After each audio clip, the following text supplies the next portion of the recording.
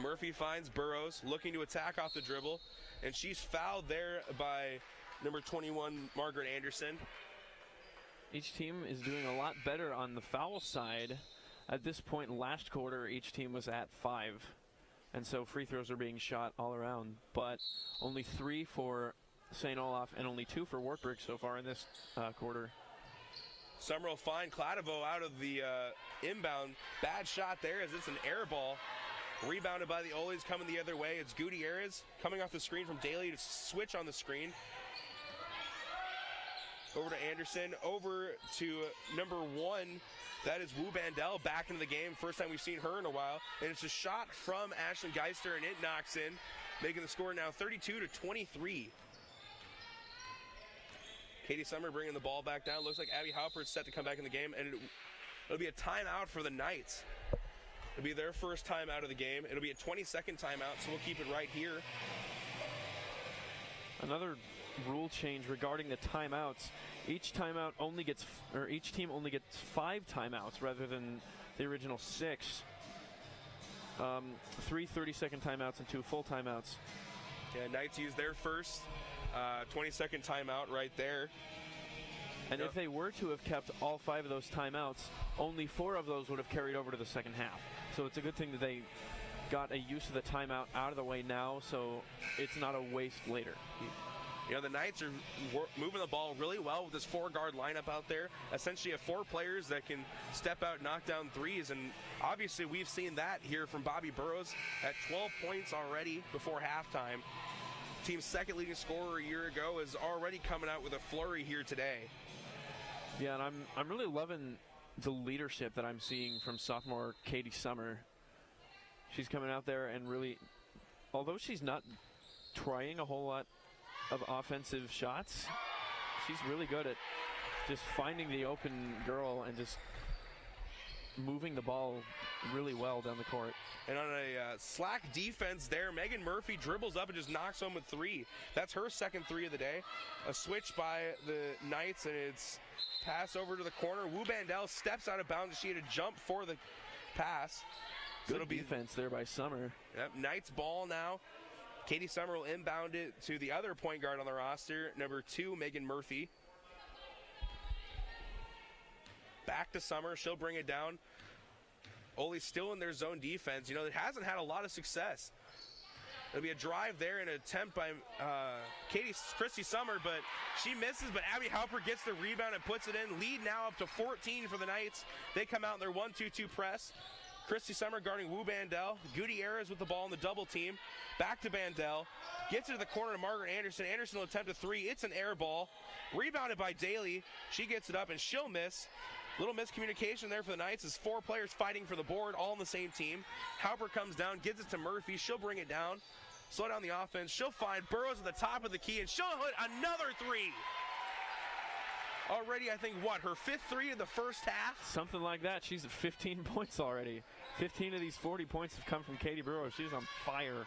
You got to be wondering what's going on with the Oles, leaving the best shooter on this team wide open.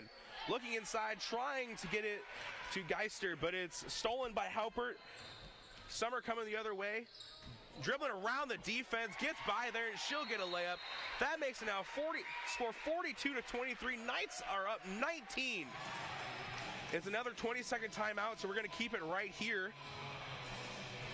Wow, what a play we've seen back and forth from the Knights on both offense and defense. The Knights are just dominating this game all over, and it seems that St. Olaf isn't really learning.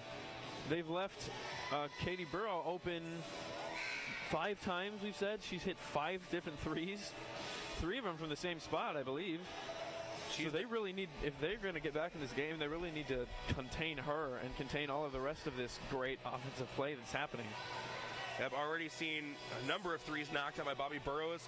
Megan Murphy coming to the game. She's hit 2 threes of her own. Katie Summer showing off her dribble ability, getting to the rim on that last play. And, you know, we haven't even seen a lot of from Miranda Murphy as she's picked up those 2 early fouls. Considered to be one of the hardest players to guard in the conference. She stands 5'11", but she can play anywhere from the 3 to 5, step outside and shoot threes, and can post up down low. A big offensive weapon for the Knights, hasn't been in this game, and yet they still find themselves up 19 here with 2 minutes left in the second quarter. Yeah, it's looking like so far You know, you talked about how great of a player Miranda Murphy is, but so far they've been doing pretty well without her. It's been her twin sister, Megan Murphy, picking up the slack. We got 2 sets of twins on this team, the Summers and the Murphys. So it's Murphy, Summer, and Summer out there. Ball getting moved around. It's Wu Bandel trying to find it to Daly. She's going to set a screen for Bandel. It's a switch on the play. Finds Gutierrez. Into the game now for the Olies is number 22, McKenna Ash, and she'll put the ball in the basket to cut the lead to 17 here with under 2 minutes left before halftime. Megan Murphy finds Bobby Burrows. Back into man-to-man set. Oh, excuse me, they're going to stay in that zone. And it's going to be a foul on number 21, Margaret Anderson. 4th team foul, so still no free throws, but it's the 2nd foul on Anderson here in the first half. Christie will inbound it to Katie. And Katie is going to attack off the dribble and finds Burrows. But before the pass was made, it's a foul by Wu Bandel. Honestly, probably a smart play, as it looked like it was going to be another 3 for Burrows. But instead it'll be Bandel's 3rd foul. Coming into the game for her will be Kogue. But first it'll be free throws for the sophomore point guard. She's 2 for 4 from behind the line on the day. First shot is up and good. Make that 3 for 5. Katie Summer now at 5 points for the game.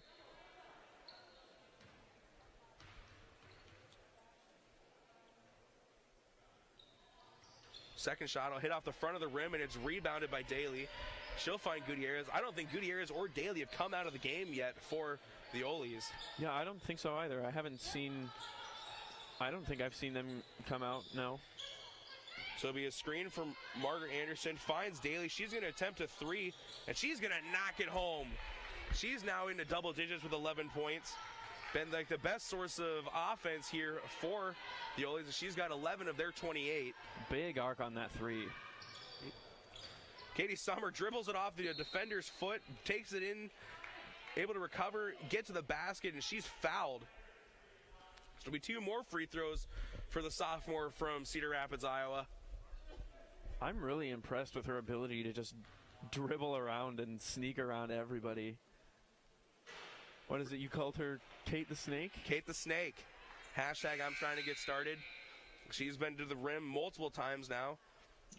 She deserves that nickname. She's able to slither around in there and sneak around and get herself into a good position to get a shot off. So into the game for the Knights, it's Kladovo back in, so they'll go to that 2-post set. And now into the game is number 4, Molly Diechik. It's the first time we've seen her today. She's going to replace Daly here with under a minute left, trying to get her a little bit of rest before the end of the first half. Gutierrez is still out there. She brings the ball down. It's 11 on 11 there at point guard. She'll find McKenna Ash. Pass over to Margaret Anderson. She'll find Diechik. Now it's to Kogue. Good defense there as the ball is dead. Pass to McKenna Ash. 8 seconds left on the shot clock. Oli's got to get a shot off. 3, 2, 1. A good crossover there from Gutierrez, and she's able to get it up, but she misses. Knights will have the ball running in transition. Can hold for the final shot, and it appears that's exactly what they'll do. Oli's in a man-to-man set now. Or excuse me, woman-to-woman. Katie Summer watching. Coming up to set a screen is Abby Haupert. Summer splits the defense. Looked like she might have been fouled, but it's tipped out of bounds, trying to find her twin sister on the pass. So we 2.2 seconds left before halftime. The Knights will get an inbounds play here. Be a screen to Kladovo. She'll go up, and she's fouled with half a second left. It looks like they're starting to learn to put, 1 or 2 girls on Katie Summer when she has the ball. Appears like it's still not working, though, with how well she's able to get around defenders. Kladovo's first free throw is up and good. A 70% free throw shooter a year ago. Led the team in that respect. Kladovo's second free throw is also good, so it'll be half a second here left for the Olies. And into the game is Megan Murphy. Kind of interesting substitution. And before a shot is off, the clock will run out. That makes the score 46-28 here in the first half. An incredible showing here from the Knights. They've come out ready to play, proving that last year's trip to the conference finals might not have been a fluke.